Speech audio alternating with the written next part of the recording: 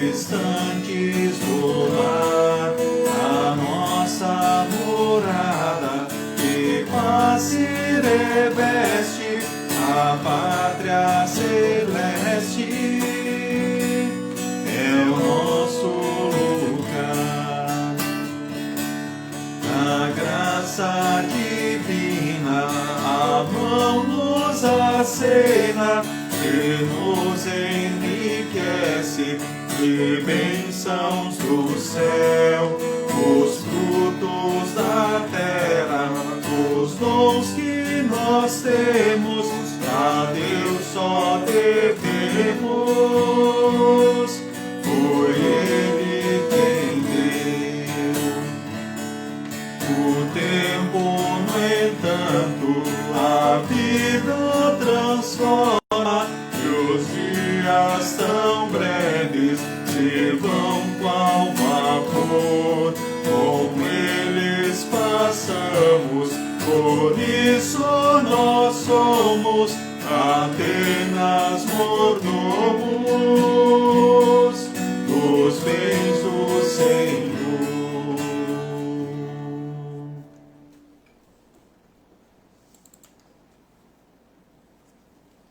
Boa noite a todos os membros da Congregação Evangélica Luterana Cristo, aqui de Lajeado, Rio Grande do Sul. É uma satisfação, uma alegria estarmos juntos, nos encontrando mais uma vez. Estamos aí no dia 25 de novembro de 2020, é quarta-feira, última quarta-feira deste ano eclesiástico. E aí, o final de semana, nós começamos então com o Advento, o Ano Novo da Igreja Cristã, e domingo é o primeiro domingo de Advento. Então, as 4 semanas que antecedem então o Natal. E hoje o nosso estudo também tem como tema a administração cristã, conforme também fora divulgado na semana passada, como enviamos e postamos convites então para esse dia. Então, um abraço a todos os membros aqui da Congregação Evangélica Luterana Cristo, aqui de Lajeado, Rio Grande do Sul. E aqui quem vos fala é o pastor Mário Hartmann, pastor desta congregação. A saudação a todos os que nos visitam, então, de outras localidades. De forma especial, eu saúdo aqui o Elisandro Dreyer, também de Tupandi, e a família Dreyer, né? Um abraço aí para vocês que participam conosco. Foram muitos encontros juntos aí nesse ano, muitos momentos que estivemos juntos estudando a Palavra de Deus. O Francimar Campos também, boa noite, a Esther Tomé Loureiro, Rudimar Hauenstein. Que seja, com certeza, um estudo muito abençoado, que o Espírito Santo possa agir no coração, na mente de todos, que cresçamos naquilo que Deus espera de nós. A Mara Althaus, o Desmar Dente, boa noite também ao Desmar e aos seus queridos, seus familiares, o Marco Antônio Bush, boa noite. Satisfação estarmos juntos aí, a Liane Gitz, um abraço também, muito bem-vinda, Claudete Erdmann, pessoal do Larias, a Jurema Schneider, a Márcia Elisa Daman, Danila Schneider também, muito bem-vinda, um abraço aí também ao Eugênio, né, que está aí também junto da dona Danila, né, Gessi Folmer, Hildegard Martins, o Adelar Dreyer, aí Tupandi presente, participando conosco, sempre muito bem-vindos. Também o nosso presidente Lorivaldo Lampo, um abraço, a saudação para esse momento. A Marlene Eliane Schneider também, muito bem-vinda. E todos os que estão aqui também conosco e que não se pronunciaram, né? Ou seja, não fizeram uma saudação, né, Dona Ruth, Elisete Fácil, Lampo. A todos que participam conosco, né? Sintam-se abraçados então nesse momento, depois de um dia muito quente, com certeza em todo o estado do Rio Grande do Sul, né? Talvez alguns até pensaram, nossa, né? Imagina o que vem pela frente. Mas podemos pensar assim, puxa vida, que bom que estamos em Jesus, porque, né, imagine como é que é o inferno, né? Se aqui pode ser quente assim, que bom que em Jesus nós estamos livres do inferno, da condenação. Que bom que em Jesus já temos o perdão, a salvação, a vida eterna, o céu quando Deus nos chamar. Né? Então, a Jaqueline Miller, boa noite também, a Hilga Ferrari, a Márcia Ritter, muito bem-vindos também. aí nesse estudo, então, nesta noite. Nós queremos, neste momento, falar com o nosso Deus em oração. Convido você a nós juntos, então, neste momento, orarmos. Vamos juntar as mãos, fechar os nossos olhos, baixar nossas cabeças em sinal de humildade, de reverência, e vamos assim falar com Deus, então, em oração. Em nome do Pai, e do Filho, e do Espírito Santo. Amém.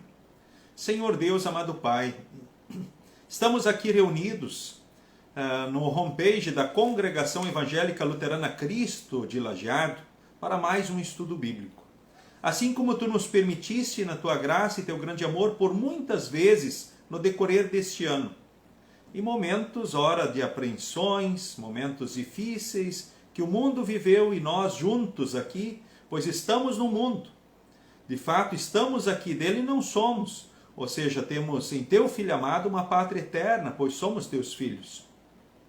Te louvamos, ó Deus, por esse momento aqui nesta noite, pela força, pelo ânimo, pela coragem, pela proteção durante este dia. E também queremos neste momento te agradecer, enfim, por tudo aquilo que Tu fizeste por cada um de nós. Então, Teus filhos, Teus instrumentos, aonde estivermos, onde estamos, onde Tu dirigiste os passos e a vida de cada um de nós. Te louvamos principalmente porque em Jesus já estamos livres da condenação eterna no inferno.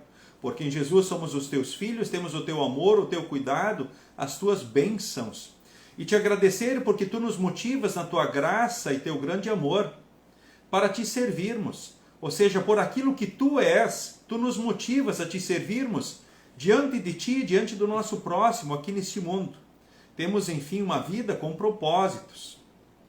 Queremos, ó Deus, neste momento, colocar diante de Ti a vida, as ansiedades, as preocupações e os sonhos que temos.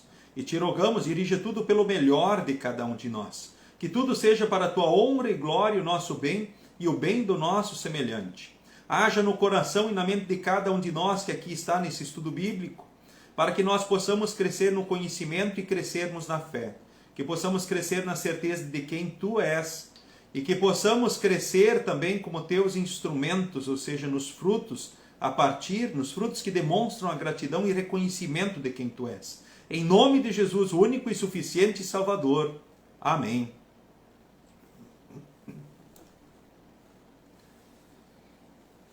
Queremos neste momento cantar mais um hino em preparação ao momento do estudo desta noite, o hino 145 do Inário Louvai ao Senhor, Tudo o que eu tenho, Senhor.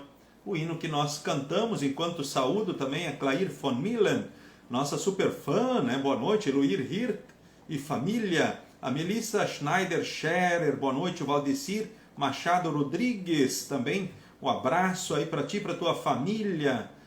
Certo? É muito bom estarmos juntos aqui no Facebook e assim para nós juntos estudarmos então a palavra do nosso Deus. Então cantemos tudo o que eu tenho, Senhor.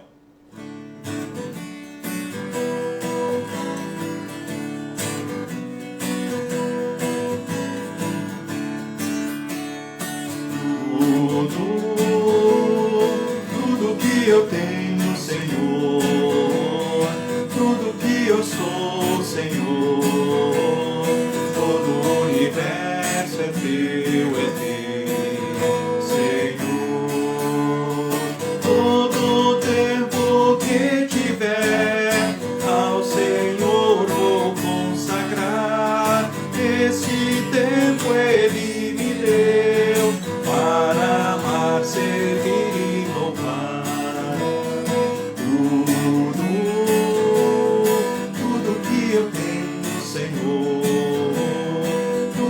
Eu sou, Senhor, todo o universo é Teu, Senhor.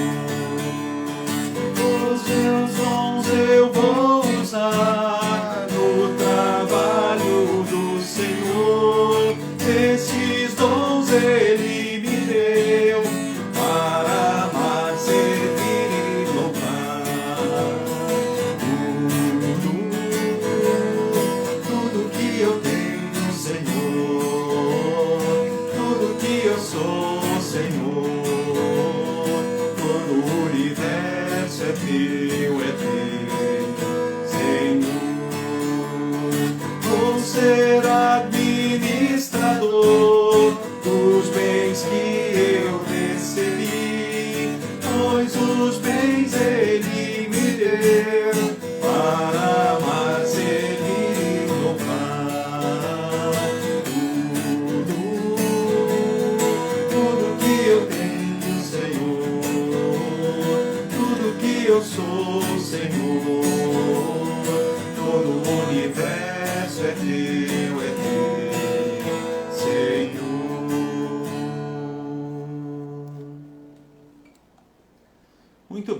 gente, nós damos sequência aí então para o nosso estudo nessa noite, né? Saudação também a Loina Bubbles Roots, muito bem-vinda, então também para esse estudo, Rudilam também que se junta a nós, né? Com a sua saudação, cumprimentando a todos. É bom estarmos aqui reunidos no amor e na graça do nosso Deus. Bom, o estudo bíblico é sobre a administração cristã. A Igreja Evangélica Luterana do Brasil tem como mês de novembro o mês da administração cristã ou da mordomia cristã. Uso bastante também a administração para não sermos mal entendidos, né? De repente alguns vão achar que mordomia cristã, né, tem um sentido um pouco negativo, um pouco talvez pejorativo. Então é o mês então da administração cristã. E quero relembrar com vocês e olhar com vocês, queridos irmãos e irmãs, o Salmo 116. Convido você então a abrir a sua Bíblia, inicialmente, para o Salmo 116. O Salmo 116 é um belo salmo, né? Eu gosto muito dele, porque ele faz a gente refletir sobre duas questões muito importantes na vida do cristão. E essas duas questões importantes que a gente sempre precisa lembrar, a primeira é quem Deus é. Continuamente precisamos lembrar quem Deus é. E quando a gente não esquece quem Deus é, vocês podem ter certeza de que muita coisa fica diferente. A gente vive melhor, a gente vive mais feliz, a gente vai enfrentar melhor as tribulações, as situações da vida, diversas. Então é muito importante você saber e refletir continuamente sobre quem Deus é. E a segunda questão importante, né, é o que Deus fez, o que Deus faz e o que Ele fará por nós. Ou seja, quais são as suas palavras e promessas. Então é muito importante que a gente saiba, relembre sempre quem Deus é, o que Ele fez, faz e fará por nós. Então quais são as suas palavras e promessas. Então olhando para o Salmo 116, então nós conseguimos refletir justamente sobre essas questões importantes para a nossa vida. Poderíamos pegar outros textos, mas eu decidi nessa noite, achei por bem pegar o Salmo 116 e ler com vocês. Então abra sua Bíblia, Salmo 116, Deus salva da morte. Então eu leio então o texto neste momento. Eu amo a Deus o Senhor, porque Ele me ouve. Ele escuta as minhas orações. Ele me ouve sempre que eu clamo pedindo socorro. Os laços da morte estavam me apertando, os horrores da sepultura tomaram conta de mim, e eu fiquei aflito e apavorado. Então clamei ao Senhor, pedindo: ó Senhor Deus, eu te peço, salva-me da morte. O Senhor é bondoso e fiel. O nosso Deus, Ele tem compaixão de nós. O Senhor protege os que não podem se defender. Quando eu estava em perigo, Ele me salvou. Meu ser inteiro continue confiando em Deus o Senhor, pois Ele tem sido bom para mim. Deus me livrou da morte, fez parar as minhas lágrimas e não deixou que eu caísse na desgraça. Por isso, no mundo dos que estão vivos, viverei uma vida de obediência a Ele. Eu continuarei crendo mesmo quando disse estou completamente esmagado.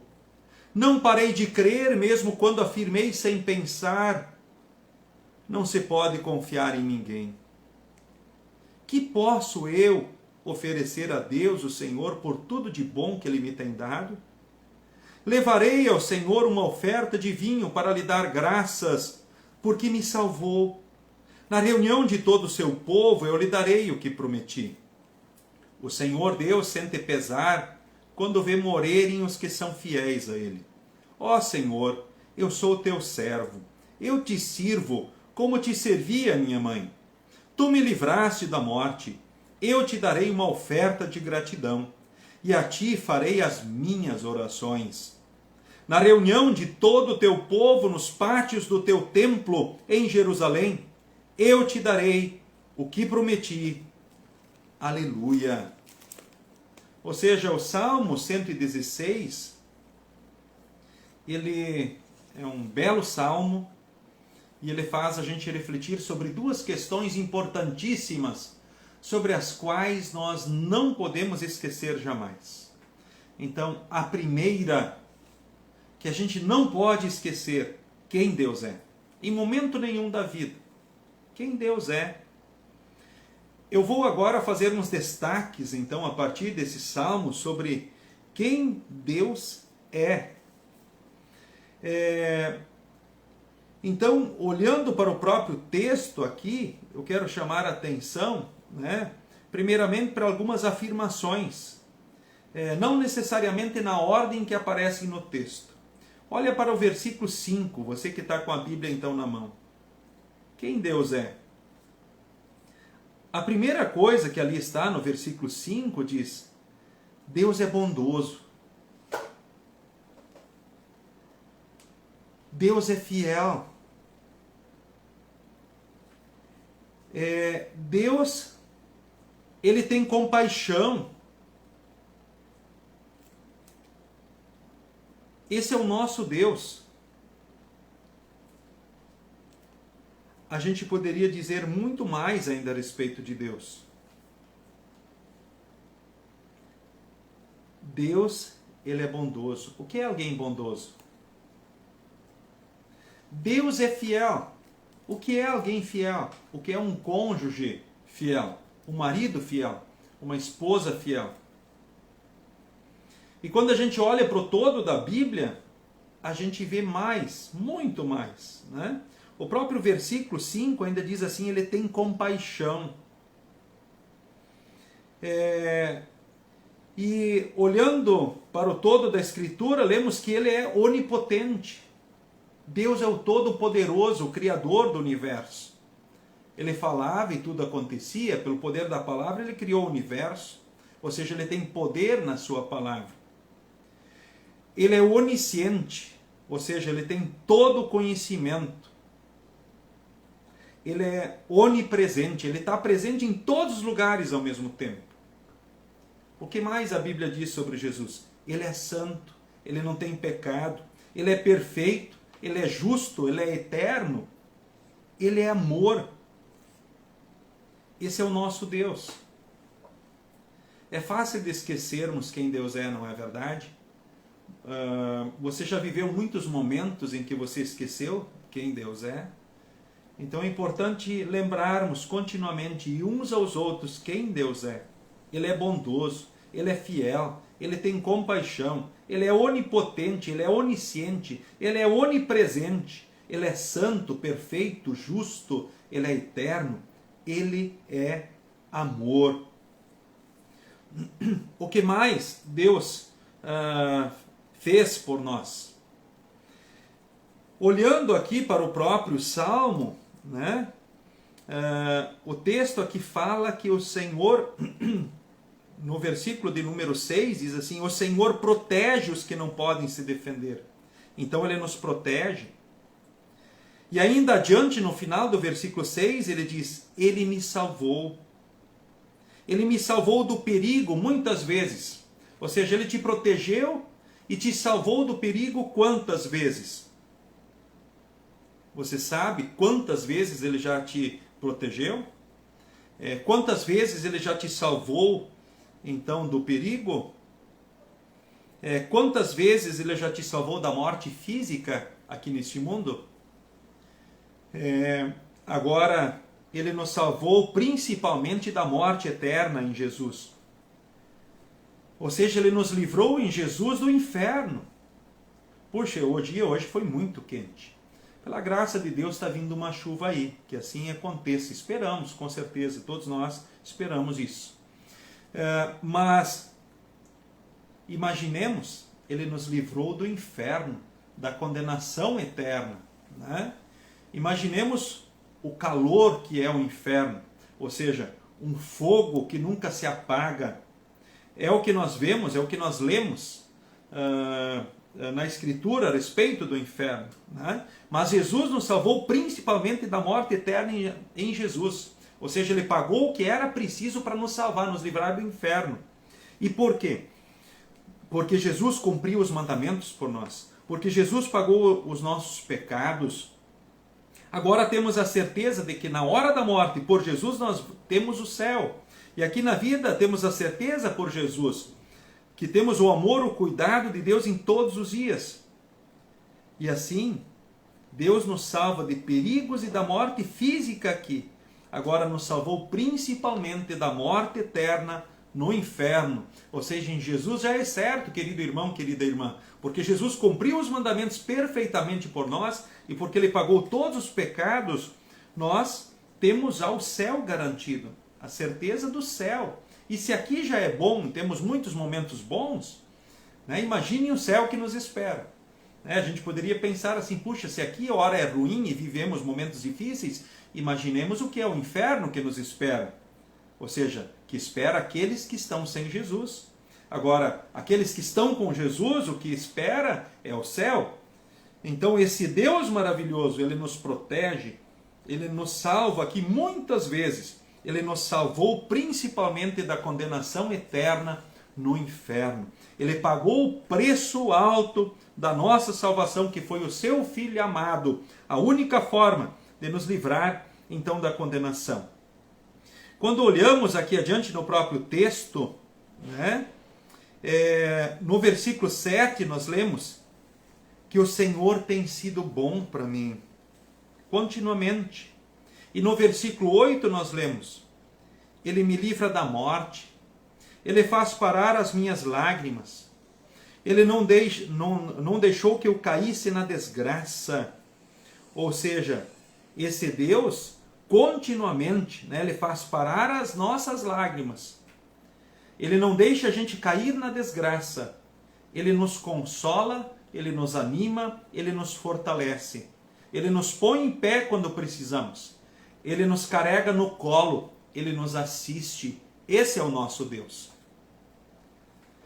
E agora, falando e perguntando para você, você tem lembrado quem é esse Deus? O que Ele fez, o que Ele faz? Quais são as suas palavras e promessas? No dia a dia da tua vida, o quanto você tem lembrado isso? Que bom que você está aqui participando então desse estudo bíblico nessa noite. E lembra que você pode ser um instrumento também diante das pessoas desse mundo para ajudar as pessoas a sempre pensarem e refletirem. Lembre, essa pergunta é muito importante e nos move diante de Deus e diante do mundo.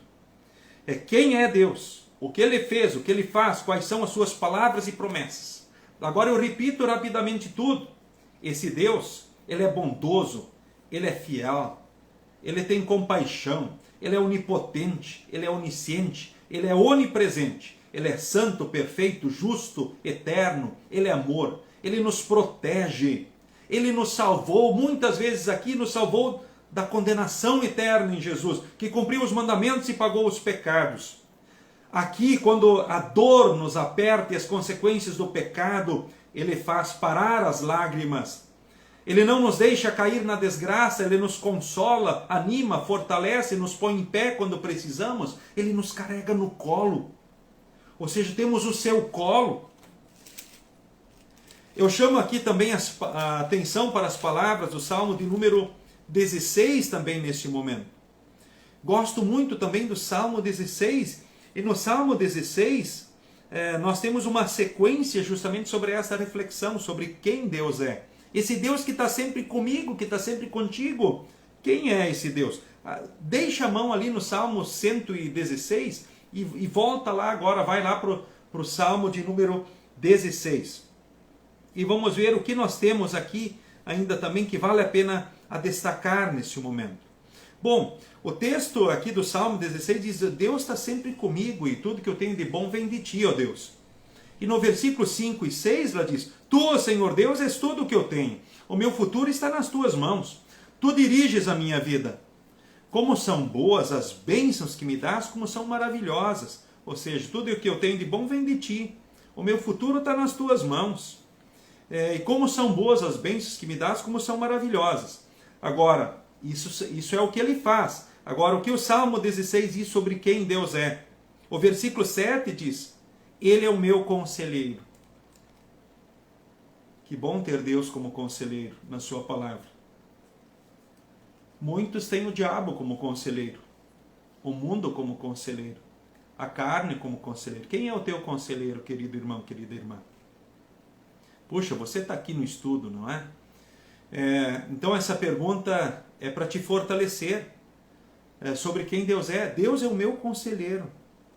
E no 8 lá nós lemos: Ele está sempre comigo. Ele está sempre comigo. Bom, como disse, Ele me dá tudo que tenho de bom. O Senhor é tudo que tenho. O meu futuro está nas mãos dEle. Ele dirige a minha vida. Como são boas as bênçãos que Ele me dá. Tu me mostra o caminho que leva à vida. Ou seja, Ele me mostra o caminho que leva à vida. A presença de Deus me enche de alegria e me traz felicidade para sempre. Ou seja, Deus é maravilhoso, ou seja, nós precisamos da presença de Deus, né? Ou seja, precisamos da presença de Deus, somos dependentes de Deus. É uma dependência com certeza maravilhosa, certo? Agora, voltando para o Salmo 116, voltemos ao Salmo 116.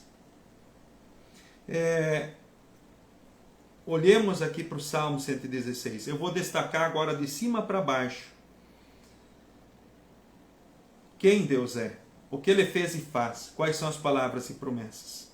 Ele me ouve as orações.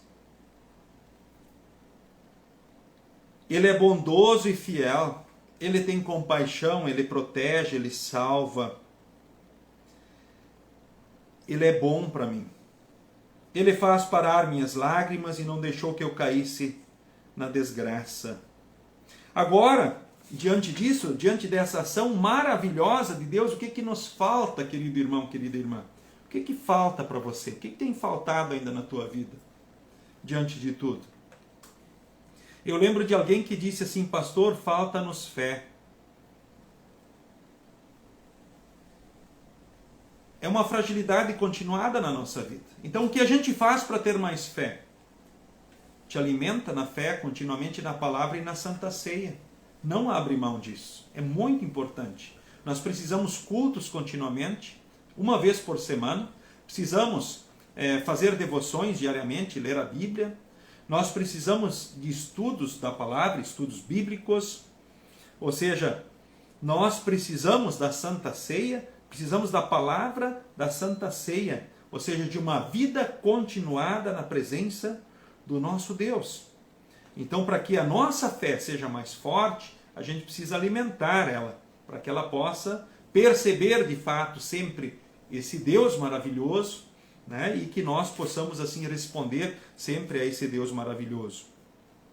E o versículo de número 12 do Salmo 116, ele nos instiga a reações a partir do reconhecimento da graça e do amor de Deus. Porque sabemos que Deus é o que Ele é por Ele, não é por nós. E tudo o que Ele fez e faz é no seu amor e graça, não é por nós, mas é pelo que Ele é. Agora, o versículo 12 diz assim: que posso eu oferecer a Deus o Senhor por tudo de bom que Ele me tem dado? Agora, o que eu posso fazer para agradecer? O que eu posso fazer para oferecer a Ele por tudo de bom que Ele me tem dado? O salmista, ele responde isso no versículo 9. Ele diz assim: por isso, no mundo dos que estão vivos, eu viverei uma vida de obediência a Ele. O que eu posso fazer para agradecer a Deus?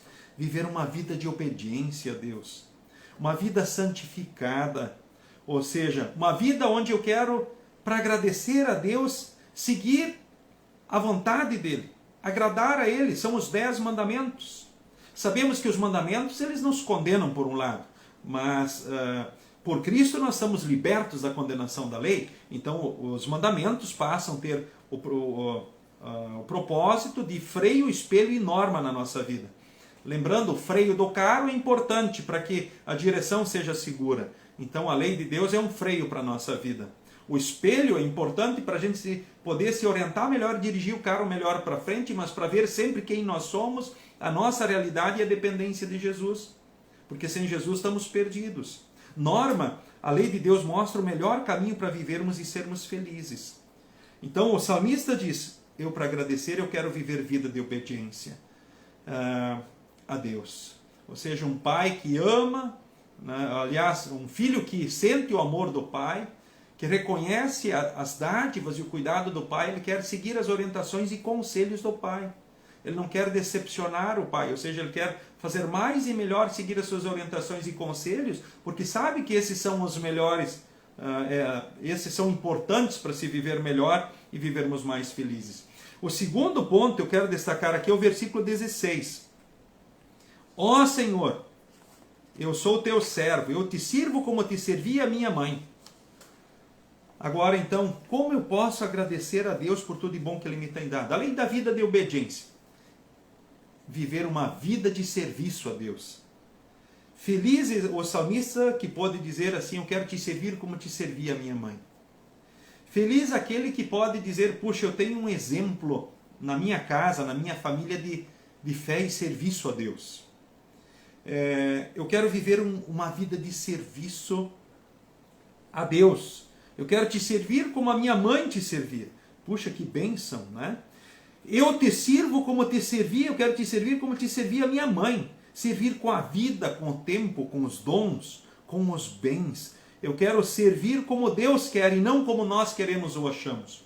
E isso é algo também que a gente precisa considerar. Muitos dizem, eu quero fazer isso na igreja, eu quero fazer aquilo. Sim, mas aquilo é o que Deus quer ou é aquilo que nós queremos? Temos que lembrar que nós precisamos servir a Deus conforme Deus quer, não conforme nós queremos ou achamos. Porque quando Deus nos chamou, escolheu como seus filhos, Ele já tinha um plano com cada um de nós. E o maior plano que Deus tem é salvar pessoas no mundo. Esse é o objetivo maior. Deus tem outros objetivos, mas salvar pessoas da condenação eterna, do inferno, é um grande objetivo de Deus. Então nós servirmos com a nossa vida, o nosso tempo, os nossos dons, para salvar pessoas, para a manutenção da igreja, para a edificação do reino de Deus entre nós. Eu sei que muitos que estão aqui são exemplos no serviço a Deus. Eu não vou citar um exemplo ou outro aqui dos que estão presentes, né? Mas eu sei de irmãos aí que vão para outras cidades e são instrumentos para fundar igrejas, a começar um templo, um novo ponto, uma congregação, uma nova paróquia. Ou seja, o que Deus quer de nós? Ele quer salvar pessoas, que a gente sirva. Então, com os dons, eu quero te servir como te servia a minha mãe. Feliz ele que podia. Bom, se você não teve um pai, uma mãe, um exemplo no serviço, ou não tem, você pode ser um exemplo para os teus queridos no serviço a Deus. Eu chamo a atenção nesse momento para o versículo 13 e 14 agora. A pergunta que está no ar é agora, o que eu posso fazer para agradecer a Deus por tudo que Ele me tem dado? Bom, viver vida de obediência, viver uma vida de serviço. E o terceiro ponto, o versículo de número 13 e 14 diz assim, levarei ao Senhor uma oferta de vinho para lhe dar graças porque me salvou. Na reunião de todo o seu povo eu lhe darei o que prometi. O texto fala aqui de levar ofertas por gratidão. O texto aqui fala, né, de dar o que lhe prometemos. Puxa, Deus espera promessas com relação a ofertas? Isso é agradável a Deus? Por exemplo, cartão promessa é algo agradável a Deus? Cartão promessa é algo agradável a Deus? Bom, nós incentivamos na congregação Cristo que os membros todos, motivados justamente na fé e no amor a Deus, peguem o seu cartão promessa, ou seja, um cartão, todos os membros recebem, né? E eles são incentivados, motivados na fé e no amor a Deus, a fazerem uma promessa a Deus de louvor e gratidão e serviço, então, a Deus. E o que está escrito aqui nesse cartão promessa? Diz assim, em resposta de gratidão a Deus por suas bênçãos materiais e espirituais em minha vida, reconhecendo que meu tempo, dons e bens vêm de Deus e são dele, como filho de Deus eu vou. Que promessa eu estou fazendo? Viver uma vida cristã santificada. É a vida de obediência que fala o texto aqui que nós lemos. Participar regularmente dos cultos. É o que a gente precisa, né, agradecer a Deus, louvar, adorar a Ele, e também para ser fortalecido na fé, né? Ter participação assídua na Santa Ceia. Então é importante você pensar, como é que você está vivendo a vida santificada? Os mandamentos são importantes para ti. Como é que você está na participação dos cultos? Você tem aproveitado as oportunidades que tem? Bom, hoje se não dá presencialmente, dá pela internet, né? Nós temos possibilidade. E a Santa Ceia, como você está na participação da Santa Ceia, onde Jesus está te esperando com os braços abertos para te perdoar, te fortalecer com o seu corpo e sangue mediante a palavra no pão e no vinho, de forma real, visível, verdadeira. Como é que você está colaborando nas atividades da congregação? Como é que você está ofertando na congregação regularmente, esporadicamente? Bom, o voto aqui diz: viver vida cristã santificada, participar regularmente dos cultos, ter participação assídua da Santa Ceia, colaborar nas atividades da congregação e ofertar regularmente com. Aí nós escrevemos um percentual de toda a nossa renda, uma promessa de gratidão, e aí para a manutenção e expansão do seu reino. Aí esse cartão é dividido em duas partes, né? Dividido. Aí uma parte é a parte que está identificada com o nome, né?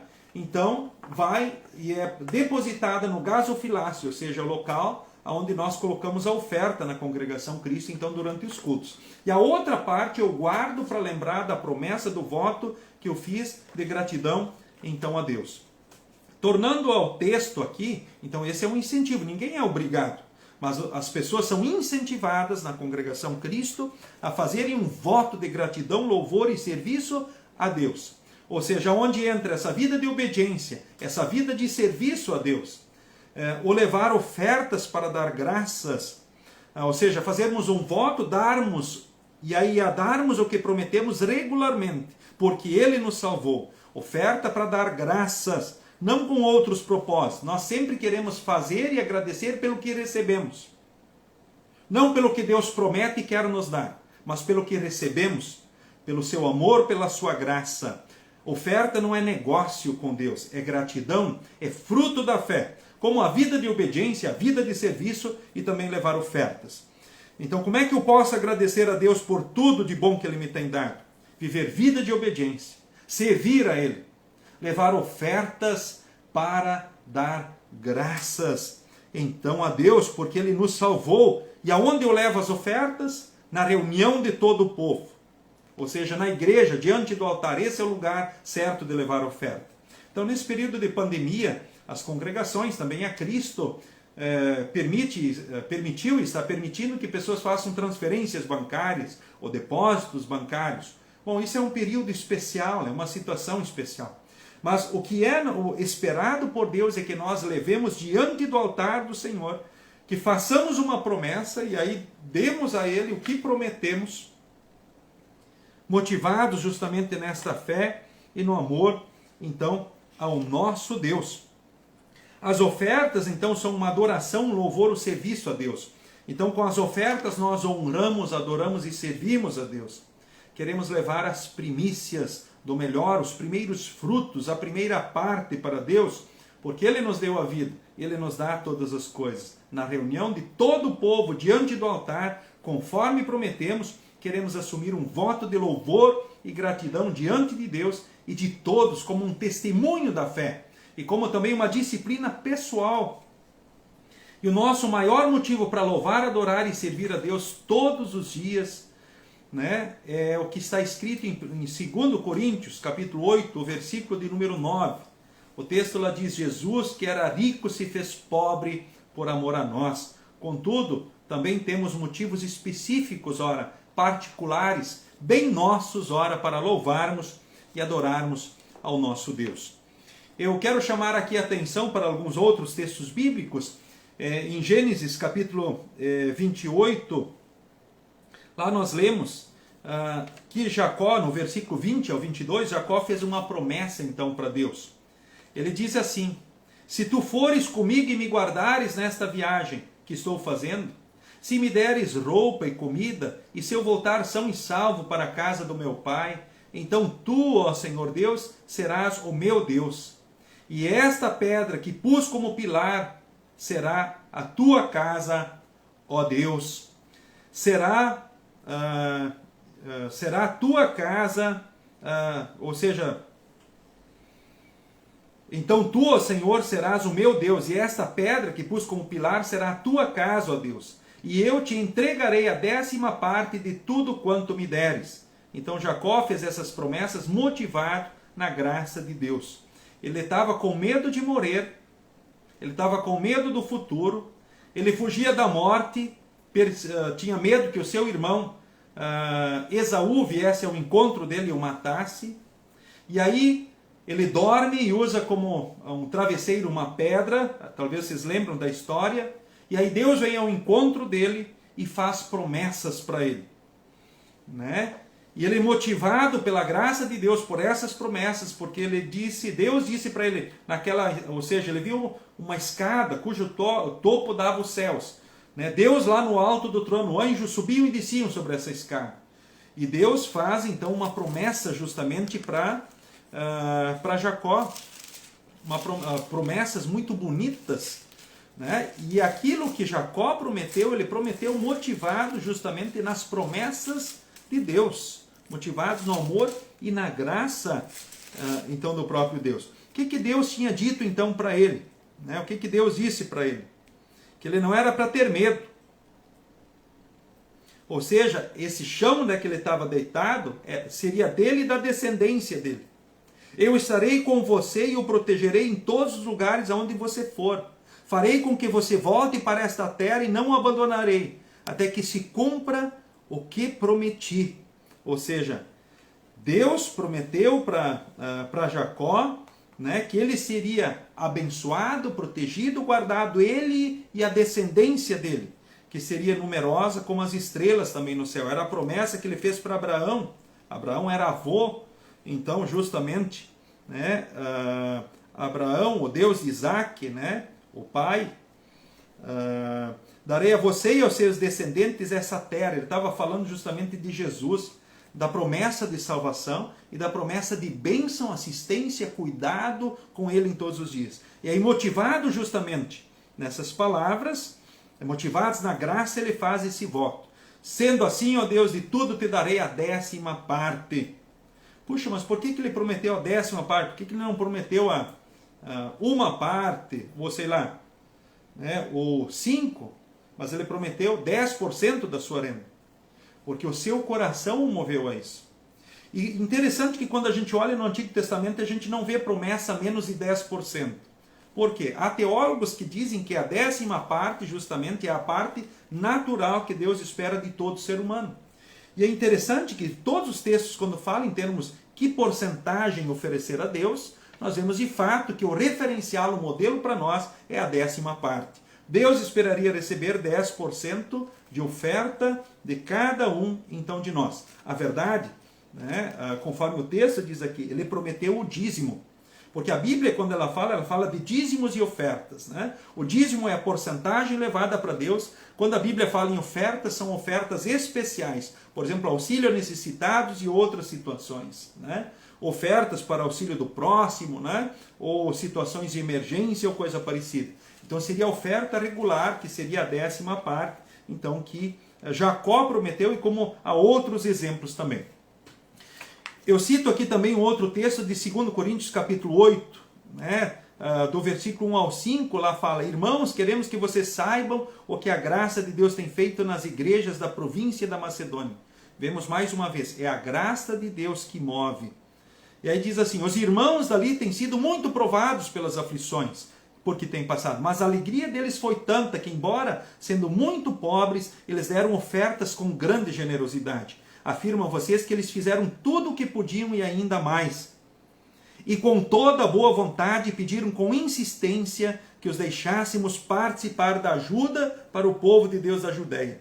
E eles insistiram nisso e fizeram muito mais do que esperávamos. Primeiro deram-se a si mesmos ao Senhor e depois, pela vontade de Deus, eles se deram também a nós. Ou seja, aqui a situação é justamente... o assunto aqui é oferta para necessitados. Antes, Gênesis ali falou justamente do dízimo, aquela oferta percentual que Deus espera então de todo cristão. Agora, mesmo os cristãos, sendo muito pobres, passando por muitas aflições, eles fizeram questão de ajudar o próximo, os irmãos que passavam necessidades. Como eles conseguiram fazer? Porque eles também passavam dificuldades. Ou seja, eles deram-se a si mesmos primeiro ao Senhor. Então esse foi o grande segredo. A Bíblia também, queridos irmãos e irmãs, ela fala de promessas, então, para quem oferta. Por que se fala pouco sobre promessas que Deus faz para quem oferta na igreja luterana? Tem muitas igrejas que distorcem as palavras e promessas. Elas incentivam as pessoas a negociarem dádivas com Deus. Por exemplo, em alguns grupos religiosos se diz assim, se a pessoa deu a 10ª parte para Deus, pode exigir de Deus. Ou seja, pode cobrar de Deus. Ou seja, quando ela atende um propósito que é colocado, então ela tem graça, ou seja, bênçãos especiais. Ou seja, ela se torna merecedora de bênçãos. Ou seja, a gente sabe que infelizmente há más interpretações, teologicamente falando, com relação ao assunto, né, especialmente focando na questão da oferta do cristão. Por que não falamos muito na igreja luterana, então, sobre obras, sobre promessas de Deus? Porque, infelizmente, temos que dizer, ora, pela fé dos próprios pastores. Porque nós também somos tentados como seres humanos, como pastores, somos frágeis, como todas as pessoas. Então quem não crê, não pratica e não ensina a palavra. Malaquias capítulo 1, Lucas 7, o versículo 30. Né? E aí mais, os próprios pastores podem se tornar cúmplices nos erros das pessoas, nas ofensas a Deus. Quando lemos em Malaquias, capítulo 1, Deus diz assim, dera tivesse alguém para fechar as portas do templo. Ou seja, o povo oferecia para Deus bicho cego, doente, aleijado para Deus de oferta. Ou seja, ofendiam a Deus com as ofertas. E aí Deus diz assim, levem esses presentes ou essas ofertas lá para os governadores, para ver se eles vão achar, ou seja, vocês vão achar graça diante deles, se vocês vão agradá-los. Tentam agradar as autoridades com esses presentes que vocês trazem para mim. Ou seja, Deus chama a atenção porque ele não estava sendo honrado nas ofertas pelo povo de Deus. Então é importante lembrar que por que ora não se fala sobre as promessas? Porque muitas vezes os próprios pastores são frágeis e fracos. E eu estou junto aí entre eles. Também sou um pecador que precisa sempre pedir perdão pelos pecados e o fortalecimento da fé. Agora, um outro ponto importante, por que não se fala muito em obras na igreja luterana? Porque muitos têm medo de cairmos na teologia da salvação por obras. E a Bíblia diz, pela graça sois salvos mediante a fé. Isso não vem de vós, é dom de Deus, não de obras, para que ninguém se glorie. Mas em Tiago nós lemos, fé sem obras é morta. Ou seja, uma fé que não produz frutos, não existe. Não se iludam. Por exemplo, não adianta alguém dizer que tem fé se não se importa com Deus e a igreja. Não se importa, não produz frutos diante da igreja. Não dedica vida, tempo, dons e bens para Deus. Não se importa com os mandamentos de Deus. Ou seja, não adianta a pessoa dizer que é cristã se vê o próximo em situação difícil e não se sensibiliza, não sente pesar com a dor do irmão. Então alguma coisa está errada, porque o próprio Jesus diz que fé sem obras é morta. E eu destaco um terceiro motivo, um terceiro ponto nesse momento. Então, promessas a partir das ofertas, sem medo de ser feliz. Porque ora não falamos então das promessas a partir das ofertas, porque temos medo de cairmos na chamada teologia da prosperidade, onde se negocia com Deus as bênçãos e se obriga os frutos e as ofertas, como acontece em muitos contextos religiosos. Então, no entanto, todos precisam se fortalecer, todos são incentivados e motivados por Deus, também por suas promessas, e os exemplos encorajam. Então, nós vamos ler e refletir sobre alguns textos bíblicos que justamente falam sobre isso. Então, retomando, por que ora se fala pouco na igreja luterana sobre obras e promessas? Talvez pela fragilidade espiritual dos próprios pastores. Segundo, porque se tem medo de cair na chamada teologia da salvação por obras. Terceiro, porque talvez se tem medo de cair na chamada teologia da prosperidade. Mas, certos da graça de Deus e que o que Deus espera de nós, o que nós podemos fazer é por graça e gratidão. Claro que quando Deus vê os filhos produzindo os frutos agradáveis, Deus abençoa mais e mais. Eu vou ler um texto bíblico na linguagem, na Almeida Revista e Atualizada. Provérbios 11, 24 e 25 diz assim: a quem dá liberalmente, ainda se lhe acrescenta mais e mais. Ao que retém mais do que é justo, ser-lhe-á em pura perda. A alma generosa prosperará, e quem dá a beber será dessedentado. Ou seja, aquele que dá liberalmente, ou seja, oferta liberalmente, Deus acrescenta mais e mais. Ao que retém mais do que é justo, ser-lhe-á em pura perda. Ou seja, aquilo que eu nego ora para Deus, Deus pode transformar em prejuízo na minha vida. Claro, Ele pode, isso como uma disciplina, uma orientação de um pai que ama, né? Ele pode reter as bênçãos. Agora, a alma generosa vai prosperar, né? Então isso é promessa de Deus. Lucas 6,38 diz assim: deem aos outros e Deus dará a vocês. Ele será generoso e as bênçãos que Ele lhes dará serão tantas que vocês não serão capazes de segurá-las nas suas mãos. Que promessa bonita. Então a gente precisa ter medo justamente de agradecer a Deus pelas bênçãos com as ofertas. Quem é generoso, né? Ou seja, Deus vai dar mais e mais e promete bênçãos que não poderemos segurá-las nas mãos. Segundo Coríntios, capítulo 9, 6 a 15, ela diz assim: quem planta pouco, colhe pouco. Quem planta muito, colhe muito.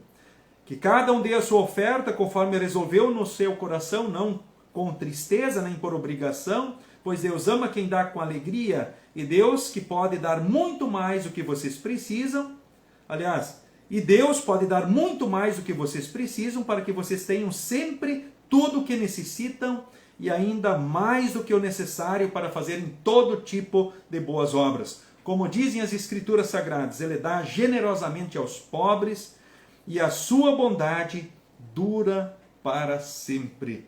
Esse é o amor, então, do nosso Deus. Esse é o amor, então, do nosso Deus. Cito ainda umas palavras de Atos, capítulo 20, onde diz assim: é mais feliz quem dá do que quem recebe. Na vida sempre é melhor a gente poder ajudar alguém do que a gente precisar da ajuda de alguém. Quem sabe para viver, para enfrentar tribulações, dificuldades, não é verdade? Aí a gente vê o quanto é importante a gente também ajudar o nosso próximo, né? Provérbios 3, 9 e 10 diz assim: adore a Deus oferecendo-lhe o que a sua terra produz de melhor. Faça isso e os seus depósitos ficarão cheios de cereais e você terá tanto vinho que não será capaz de armazenar. Isso é promessa de bênçãos, então, da parte de Deus. Em Malaquias, capítulo 3, versículo 10 a 12, nós lemos assim: eu, Senhor Todo-Poderoso, ordeno que tragam todos os seus dízimos aos depósitos do templo, para que haja bastante comida na minha casa. Ponham-me à prova e verão que eu abrirei as janelas do céu e farei cair sobre vocês as mais ricas bênçãos de Deus. Né? De repente alguém diz: puxa, mais um texto que fala sobre o dízimo, a 10ª parte. É verdade. E não é o único, ou seja, são vários textos que nos incentivam a isso. Ou seja, mas isso é um referencial, né? Deus espera isso de nós, mas cada um na sua fé toma a sua decisão. Que porcentagem? Indiscutivelmente, a oferta, né? Então ela é livre, percentual, voluntária, movida pela fé e graça, então, de Deus. Mas Deus tem as promessas: olha, tragam todos os dízimos, me ponham à prova, e eu vou abrir as janelas do céu e derramar bênçãos sem medida sobre vocês. Quando a gente lê esse texto, parece que é quase um negócio com Deus. Não, não é. A questão é que a oferta, também no Antigo Testamento, nunca foi lei. Sempre foi motivação a partir da graça de Deus. Alguns no Antigo Testamento, aliás, alguns estudiosos, teólogos, aí dizem: no Antigo Testamento isso era lei, Novo Testamento não. É importante a gente lembrar, o Antigo Testamento também era fruto da fé. Embora que a orientação era clara e direta, assim também como agora no Novo Testamento. Eu cito aqui Mateus 23, que diz assim, onde Jesus chama a atenção dos escribas e fariseus, mestres da lei, diz assim: ai de vocês, mestres da lei, fariseus hipócritas, pois vocês dão a Deus a 10ª parte, até mesmo da hortelã, da erva doce e do cominho, mas não obedecem aos mandamentos mais importantes da lei, que são o de serem justos com os outros, o de serem bondosos e o de serem honestos. Mas são justamente essas coisas que vocês devem fazer sem deixar de lado as outras. Guias cegos, com um mosquito, mas engolem um camelo. O que o texto diz aqui? Qual era o problema? Os escribas e fariseus davam o dízimo de tudo, inclusive daquilo que Deus não tinha orientado. Mas não eram cristãos de verdade. Ou seja, eles não eram bondosos nem honestos, não eram justos com os outros. Aí o texto diz adiante assim: são justamente essas coisas que vocês devem fazer. Em primeiro lugar, ser cristão. Aí o texto segue: sem deixar de lado as outras. Que outras coisas são essas? O texto está falando justamente aqui da 10ª parte, ou seja, do dízimo, né? Que Deus espera receber, motivado na fé e no amor de todos os cristãos. Mas tornamos, dentro da igreja luterana, nós não obrigamos ninguém a certos frutos. Os frutos são de acordo com a fé, mas incentivamos e orientamos e dizemos aquilo que Deus orienta na sua palavra. E aquilo que Deus espera de nós, incentivamos aos frutos da fé, porque os frutos da fé precisam ser orientados, ensinados. E por vezes, se não formos claros nas orientações de Deus para com as pessoas, como elas vão saber aquilo que Deus espera se nós não falarmos claramente aquilo que Deus espera de nós, dos seus filhos? Então, de fato, se conclui que é a parte natural de Deus, a 10ª parte? Sim, de fato é. Mas você é livre, na tua fé e no amor, a tomar uma decisão. Lembra, vida de obediência, vida de serviço e levar ofertas regularmente para dar graças, então, a Deus. Um texto que eu gosto muito, também texto de Eclesiastes, capítulo 11, gosto conforme aparece na revista e atualizada, diz assim: ofertar como lançar o pão sobre as águas. Ofertar sem esperar de volta. Aí vale a promessa, né? Lance o pão sobre as águas, porque depois de muitos dias o acharás. Né? Conforme, então, a Almeida Revista e Atualizada. Ou seja, ofertar sem esperar nada. E Deus faz de um jeito ou de outro e nos abençoa. E ora, pessoas acham que bênção é só dinheiro. Ou seja, quanto vale a felicidade? Quanto vale o estar bem? Quanto vale talvez ter saúde? Quanto vale a tua salvação? Quanto vale a salvação de alguém? Ou seja, a medida é Jesus. Ou seja, não há medida humana para comparar o que é Jesus. Em 2 Coríntios, capítulo 1, lá nós lemos: porque é o sim de todas as promessas de Deus, e por isso dizemos amém, por meio de Jesus Cristo, para a glória do nosso Deus. Em Hebreus capítulo 6 lemos, do versículo 13 ao 18, Deus não mente. A certeza da promessa de Deus, ou seja, Deus fez a promessa a Abraão e prometeu cumpri-la. E como não havia ninguém maior do que ele mesmo, Deus jurou pelo seu próprio nome.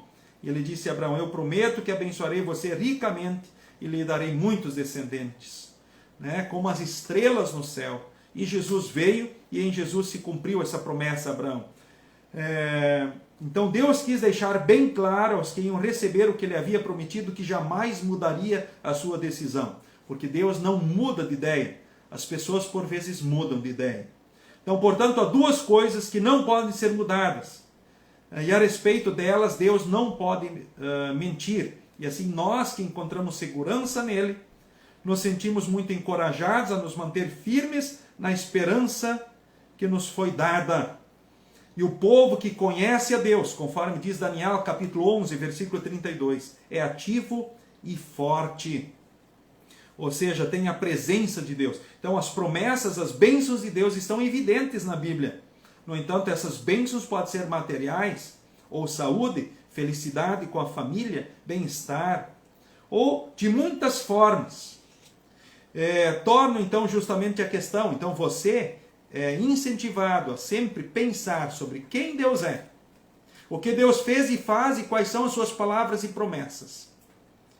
E que nós, motivados por aquilo que Deus é, por suas palavras e promessas, possamos de fato viver vida de obediência, vida de serviço a Deus, e que possamos sempre levar ofertas para dar graças ao nosso Deus. E lembremos que quando o filho é grato, ele também é obediente. Quando o filho, além de grato e obediente, ele também ele mostra e age com ações que justamente refletem esses seus sentimentos diante dos seus pais. Assim também os filhos de Deus. E quando os pais veem os filhos respondendo e sendo gratos, obedientes, eles fazem muito mais pelos seus filhos. Não é assim que você faz pelos seus? O Pai do céu também é assim. Então, quando vocês, filhos de Deus, são gratos a Deus, seguem a sua vontade, o seu caminho, ou seja, respondem com frutos diante da ação amorosa de Deus, Deus com certeza muito mais faz no seu amor e graça por você. Então, por isso eu incentivo justamente também aqui na congregação Cristo de Lajeado, aos membros fazerem um voto, né? Um voto de obediência, serviço e ofertas para Deus. É o que Deus espera de todo cristão, os frutos da fé. Precisaria ser escrito aqui? Não, não precisaria. Mas é uma forma de lembrar isso, né? Uma forma da gente também assumir um compromisso, ou seja, fazermos uma promessa de gratidão a Deus, uma promessa de disciplina, ou seja, é uma forma de disciplina pessoal, também de testemunho para as outras pessoas. Por isso, então, nós temos o culto do voto da oferta, né? E acontece no segundo domingo, então, do mês de dezembro, no segundo, aliás, final de semana do mês de dezembro, na nossa congregação, quando é também o final de semana, então, da Bíblia, né? E aí os membros fazem o voto no culto. Esse aqui é a nossa confissão de fé no culto. E aí, mês a mês, então, no ano que vem, cada um recebe, então, seu conjunto de envelopes, então todos os membros são ofertantes, todos os batizados são membros ofertantes, né? E aí a oferta, a promessa da família.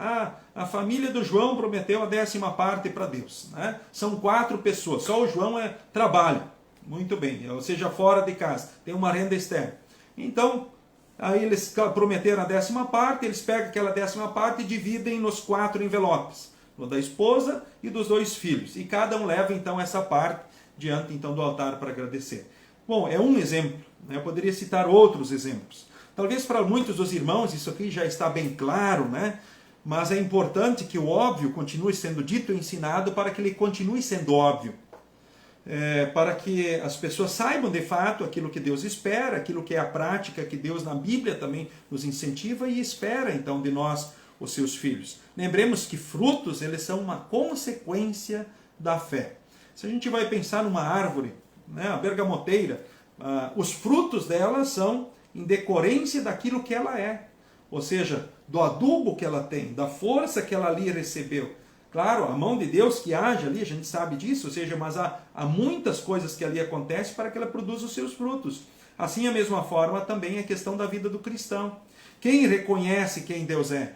As palavras e promessas, com certeza vai produzir muitos frutos de orientação e serviço, então, ao nosso Deus, na igreja, na família e no mundo. E lembrem, quando a Bíblia fala de ofertas, nós dentro da igreja luterana chamamos tudo de oferta, mas a Bíblia fala claramente dos dízimos, que seria aquele percentual destinado a Deus, e as ofertas, quando a Bíblia fala, também no Novo Testamento, são aquelas coletas especiais, auxílios a próximos, situações especiais, diferente da oferta regular, então, da congregação. Então, para que haja assim a compreensão e esclarecimento então, sobre essas coisas, e porque alguns no mundo, algumas igrejas chamam assim, o assado, então essa questão de oferta é dízimos e ofertas, tá, ok? De acordo com a linguagem bíblica. Dentro da igreja luterana chamamos tudo de ofertas, mas podemos assim explicar, bom, então a oferta regular, mensal, e ora talvez as situações especiais e emergenciais. O ideal é que jamais a igreja seja mantido de outra forma exceto pelas ofertas. Deus não gostaria que as igrejas tivessem rifas, festas, bebedeiras, comilanças para se ter dinheiro. Jamais. Isso não é abençoado. Não é o ideal. Não, mas só para investir em patrimônio. Bom, o patrimônio faz parte da igreja. Deve ser mantido tudo com as ofertas. Isso é o certo e é o correto, biblicamente falando, né? Então esse é o incentivo, que haja dinheiro na igreja apenas pelas ofertas do povo de Deus. Isso traz bênçãos para a igreja e para o povo que levou, então, essas ofertas. Essa é a forma abençoada. E a oferta tem que ser uma honra para Deus. Segundo, para a igreja ter dinheiro para fazer o trabalho. E terceiro lugar, para a felicidade do povo de Deus. Porque Deus promete fazer feliz e abençoar também quem oferta segundo, então, o seu ensino. É importante lembrarmos isso, ou seja, que esses frutos são muito importantes para a edificação do reino de Deus. A salvação é pela graça, mas o trabalho no reino de Deus tem o seu custo e tem os seus desafios, na igreja e no mundo. E a igreja administra como as ofertas? Primeiro, para manutenção local, patrimônio e projetos. Aliás, não deveria ter campanhas especiais jamais para compras de carro ou outras coisas nas congregações. Tudo deveria ser feito pelas ofertas das próprias pessoas, sem campanhas especiais, então, para esses projetos. Bom, situação de emergência, tudo bem, é emergência, mas via de regra o ideal seria que tudo fosse feito com as ofertas que são levadas diante do altar, então, do Senhor. Tá ok? Então ela usa para as necessidades locais, ela usa para fazer missão, e a igreja usa para auxílio ao próximo, deveria de ser assim. Que Deus abençoe a todos nós, queridos irmãos e irmãs, que somos administradores da vida, tempo, dons e bens que Deus então nos concedeu. Nesse momento final, quero saudar a todos vocês mais uma vez, membros da congregação, pessoas aqui que nos visitaram, estiveram conosco. Convido você a participar conosco do próximo estudo bíblico, será na semana que vem.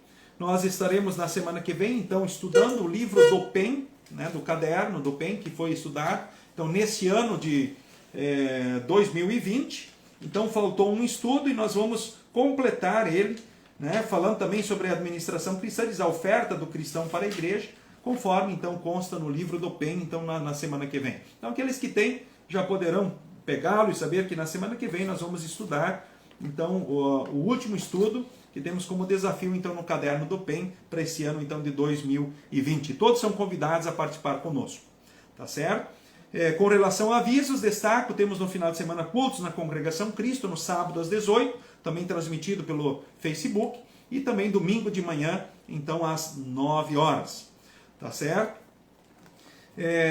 E com relação a cultos em outros locais, ainda daí nós vamos entrar em contato com as famílias, né, e vamos falar dessa possibilidade, tá? Porque a princípio estava previsto então para Cruzeiro do Sul amanhã à noite e também na sexta-feira no bairro Olarias aqui em Lajeado.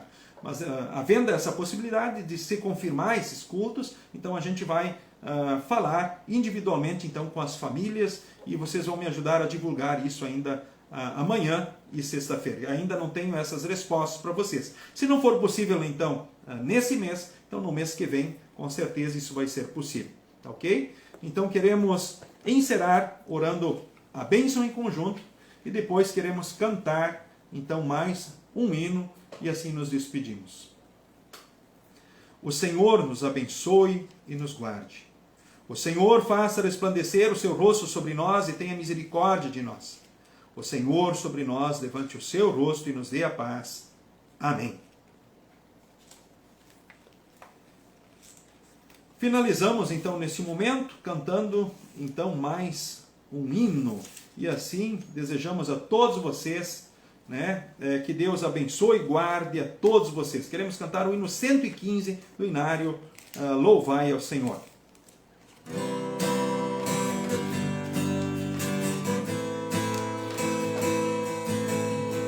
Nada poderá nos separar do amor de Deus, pois Ele nos mandou seu Filho amado que morreu para nos salvar e trazer a paz, felicidade, justiça e amor que nos tornam aptos a vencer toda mágoa e dor.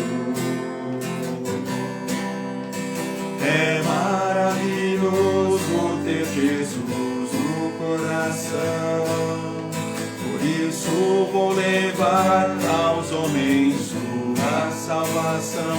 Quantos hoje vivem a lamentar e precisando, quem vai mostrar que Jesus nos ama e o seu perdão sempre salvará. Nada poderá nos separar do amor de Deus, pois Ele nos mandou seu Filho amado que morreu para nos salvar e trazer a paz, felicidade, justiça e amor que nos tornam aptos a vencer toda mágoa e dor. É maravilhoso ter Jesus no coração. Por isso vou levar aos homens sua salvação. Quantos hoje vivem a lamentar e precisando, quem vai mostrar que Jesus nos ama e o seu perdão sempre salvará. Boa noite a todos vocês. Sigam com Jesus e sigam bem. Que a noite seja ricamente abençoada e a semana também. Amém.